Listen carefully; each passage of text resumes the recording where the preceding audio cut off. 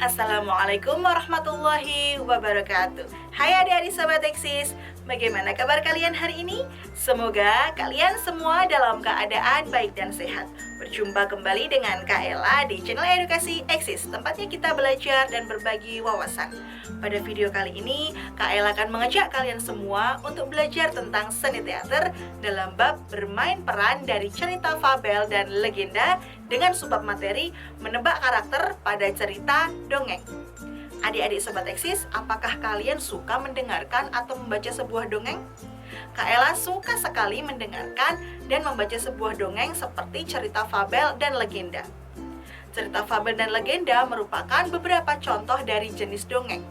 Apakah kalian tahu perbedaan dari fabel dan legenda? Cerita fabel merupakan cerita yang diperagakan oleh hewan, sedangkan cerita legenda merupakan cerita asal-usul sebuah tempat.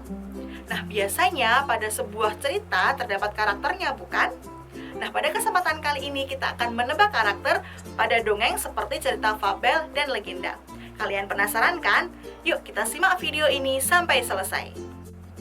Dalam sebuah cerita biasanya menghadirkan tokoh-tokoh agar jalan ceritanya dapat dibangun. Setiap tokoh memiliki watak yang berbeda, pemikiran yang berbeda, dan karakter yang berbeda pula. Ada karakter tokoh yang digambarkan sebagai sosok yang pemberani, ada juga karakter tokoh yang digambarkan sebagai sosok yang pemarah. Hal ini agar cerita dapat dijalankan dan dibangun dengan baik. Nah, lalu bagaimana sih cara kita mengetahui sebuah karakter, watak ataupun pemikiran dalam tokoh seperti pemarah, seperti seseorang yang pemberani, ataupun seseorang yang suka usil? Nah, kita bisa mengetahui karakter ataupun watak ataupun pemikiran dari sebuah tokoh itu dari cara yang langsung dan tidak langsung.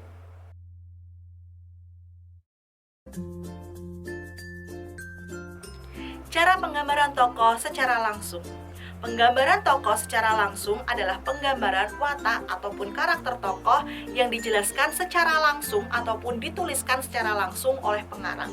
Yuk kita lihat contoh dari penggambaran watak tokoh secara langsung. Di satu hutan rimba yang lebat, terdapat satu sungai jernih yang biasa menjadi tempat berkumpulnya para binatang. Pada suatu hari, di tepi sungai itu, para binatang sedang berkumpul. Mereka terlihat sedang berbicara dengan amat seru.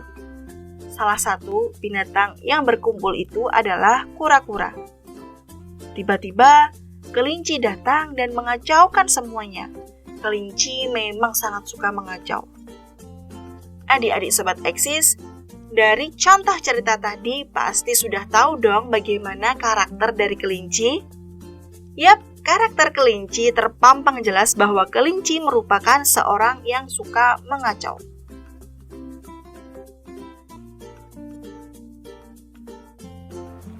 Yang kedua yaitu penggambaran secara tidak langsung.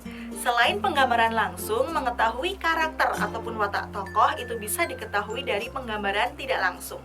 Penggambaran tidak langsung itu ada beberapa macam, seperti dialog tokoh, pikiran tokoh, kemudian lingkungan tokoh, tanggapan tokoh lain, dan lain sebagainya.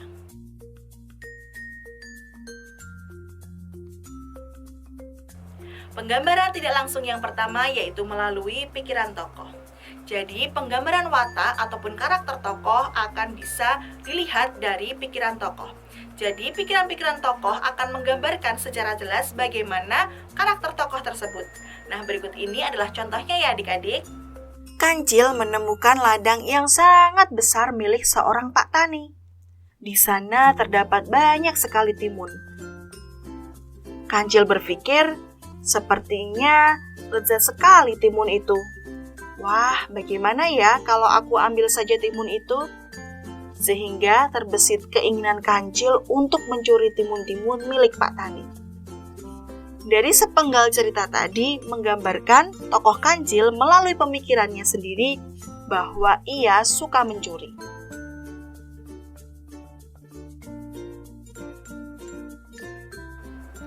Penggambaran tidak langsung yang kedua yaitu melalui dialog tokoh. Selain melalui pemikiran tokoh, kita juga bisa mengetahui watak ataupun karakter sebuah tokoh dari dialog antar tokoh.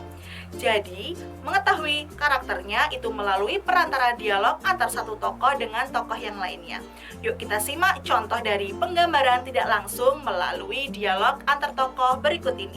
Suatu pagi yang indah dengan matahari yang cerah, Pak Tua Rusa mengunjungi kediaman keluarga Pip si Tupai di sebuah desa. Pak Tua Rusa membawa 10 butir kacang kepada Ibu Tupai. Ibu Tupai berpesan kepada anak-anaknya agar kacang tersebut dibagi rata untuk semua anaknya. Setelah itu, Ibu Tupai mengurus rumah kediamannya. Sementara itu, adik-adik Pip ingin mencicipi kacang itu. "Ini aku bagi," kata Pip. Dari 10 butir kacang, dia memberi adiknya masing-masing 2 butir. "Ini sisanya untukku, aku kan paling besar." "Tapi ibu kan pesan untuk membagi rata," kata Titu, salah satu adik kembar Pip. Diiringi dengan tangisan adiknya yang lain, yaitu Putih. Mendengar tangisan Putih, Ibu Pip keluar dan bertanya. Sambil terisak, Putih menceritakan keserakahan kakaknya. "Tak boleh begitu, Pip. Ibu tadi sudah bilang kan untuk membagi rata kacang-kacangnya," tegur Ibu Pip. "Kamu tidak boleh serakah." "Tapi Bu, aku kan lebih besar. Perutku juga lebih besar," sanggah Pip. Nah, dari potongan dialog beberapa tokoh tersebut, apakah kalian bisa mengerti bagaimana watak tokoh yang bernama Pip? Ya, benar sekali adik-adik. Dalam dialog itu atau percakapan tersebut, tokoh Pip digambarkan sebagai seorang yang serakah.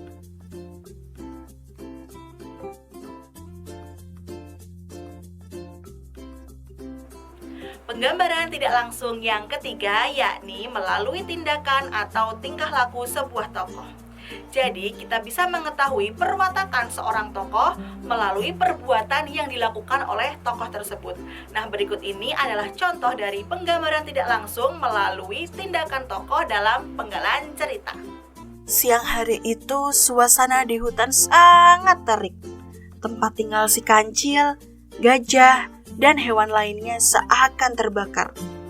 Kancil kehausan sambil terus berjalan mencari air. Di tengah perjalanan, dia melihat kolam air yang sangat jernih. Tanpa pikir panjang, dia langsung terjun ke dalam kolam. Tindakan Kancil sangat ceroboh. Dia tidak berpikir bagaimana cara ke atas. Beberapa kali Kancil mencoba untuk memanjat, tetapi ia tidak bisa sampai ke atas. Si Kancil tidak bisa berbuat apa-apa. Ia hanya berteriak minta tolong. Tindakan Kancil yang langsung terjun ke dalam kolam adalah salah satu contoh penggambaran tokoh melalui tindakan. Dari tindakan Kancil tersebut menggambarkan bahwa ia adalah seorang yang ceroboh.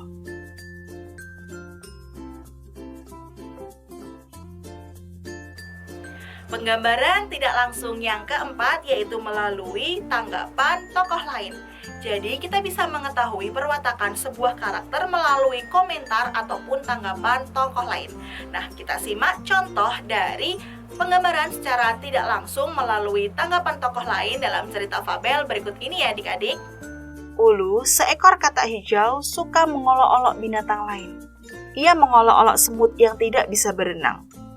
Tetapi burung membela semut dan berkata dengan bijak, "Kita masing-masing memiliki kelebihan sendiri. Semut memang tidak bisa berenang sepertimu, tapi ia bisa menyusup ke tempat-tempat kecil yang tidak dapat kau lewati. Kau lihat, semut sangat sabar dan diam saat kamu mengolok-oloknya. Kamu tidak seharusnya menghina mereka. Sekarang minta maaflah kepada semut." Dari tanggapan burung, kita bisa mengetahui bahwa semut adalah tokoh yang sabar, karena ia hanya terdiam saat diolok-olok oleh Ulu sang katak hijau.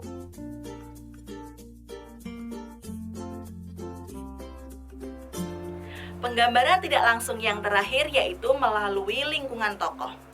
Penggambaran ini menunjukkan karakter tokoh dari tempat tinggalnya ataupun lingkungannya. Kita simak contohnya dari penggalan cerita berikut ini adik-adik. Rumah semut terlihat sangat rapi. Makanan tertata dalam lemari dan tidak ada kotoran yang berserakan. Dari penggalan cerita tersebut, dapat kita ketahui bahwa semut adalah hewan yang suka menjaga kebersihan dan kerapian.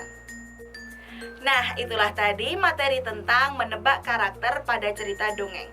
Dengan kita mengetahui sebuah karakter, maka kita akan mudah untuk memahami karakter dan mampu untuk menampilkan sebuah karakter pada cerita yang kita ingin tampilkan ataupun kita ingin pentaskan. Cukup sekian dulu ya penjelasan dari Kak Ella. Jangan lupa untuk like, komen, dan share video ini ke teman-teman kalian semua agar teman-teman kalian dapat belajar bersama di channel Edukasi Eksis. Oh iya, jangan lupa juga untuk subscribe channel ini ya. Terima kasih. Wassalamualaikum warahmatullahi wabarakatuh.